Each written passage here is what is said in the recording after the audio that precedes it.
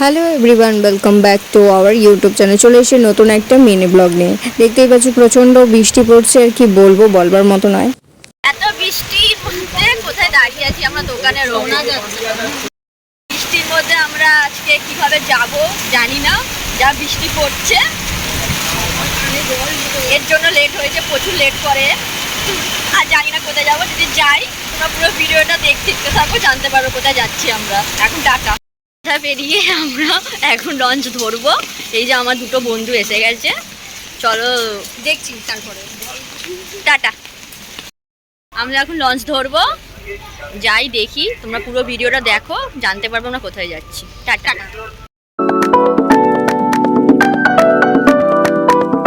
আমাদের mini blog কেমন লাগছে অবশ্যই জানাতে ভুলবে না কমেন্টে, আর আমাদের চ্যানেলটাকে অবশ্যই like, comment, share and subscribe করতে একদম ভুলবে না।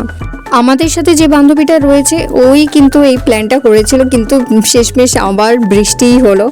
আমরা যখনই কোথাও যাই তখনই বৃষ্টিটা হয়। তো এইখানে আমরা তার মধ্যে আমার দেরিও হয়েছিল প্রচণ্ড, যেখানেই যাব সেখানেই আমার দেরি হয়। এখন অটোতে বসে আছি, এখন যাচ্ছি। চল কোথায় যাচ্ছি সেটা পুরো ভিডিও দেখবে, তারপরেই জানতে পারবে, তার আগে না। টাটা। এরপর আমরা লঞ্চ পার করে অটো ধরে এবার যেখানে যাওয়ার সেখানে যাব। তো তোমরা এখন ভিডিওটা স্কিপ না করে একদম পুরো ভিডিওটা দেখবে। আর যখনই আমাদের বেরোনোর প্ল্যান হয় তখনই আর বৃষ্টি হয়, আর পুরো আমরা ভিজে গেছি, আর কি বলবো, বলবার মতো নয়। ব্লগ করছি নিজের চ্যানেলের জন্য, আমি আমার চ্যানেলের জন্য করছি, যাই হোক।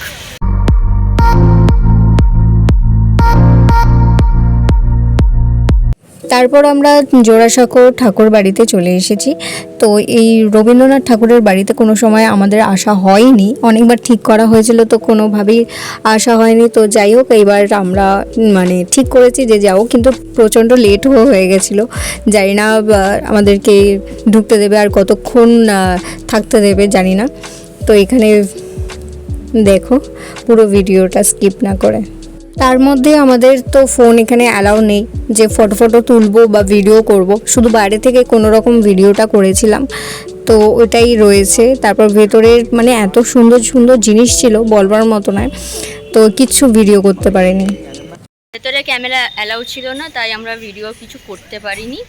তো এখন আমরা বেরিয়ে গেছি, তো এখন একটা মন্দিরে যাওয়ার কথা আছে, দেখি ওখানে কীরকম কি আছে না আছে, তারপর তোমাদের সাথে শেয়ার করবো, ঠিক আছে? টাটা। জোড়াসাঁকো ঠাকুর বাড়ি থেকে এই মন্দিরটা অনেকটাই সামনে, বেশিক্ষণও লাগলো না, আমাদের 15 মিনিট বোধহয় হাঁটতে লাগলো। তো ওইখান থেকে একদম সামনেই ছিল বৈকুণ্ঠ মন্দিরটা।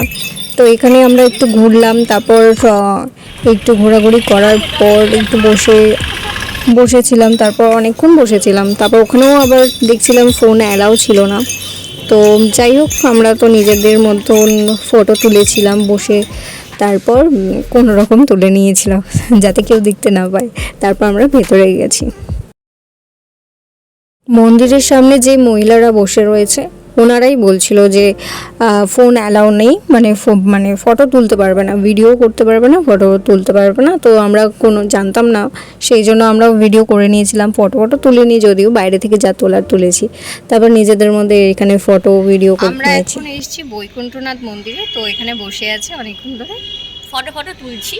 হ্যাঁ, একটু বসে মন্দিরে একটু শান্তি, সত্যি কথা বলতে মন্দিরে আসলে তো সবারই একটা শান্তি ফিল হয়। তো যাই হোক, আমরা একটু বসি। বেশি ভক্তি আমাদের মনে না সেটা নয়, সেটা সবার মনেই থাকে। আমাদের এই মিনি ব্লগ আমরা এখানেই এন্ড করব। তোমরা ভালো থাকবে, সুস্থ থাকবে, আর আমাদের চ্যানেলটাকে অবশ্যই like, comment, share and subscribe করতে একদম ভুলবে না। আবারও ফিরে আসবো নতুন একটা মিনি ব্লগ নিয়ে। এখনের জন্য টাটা।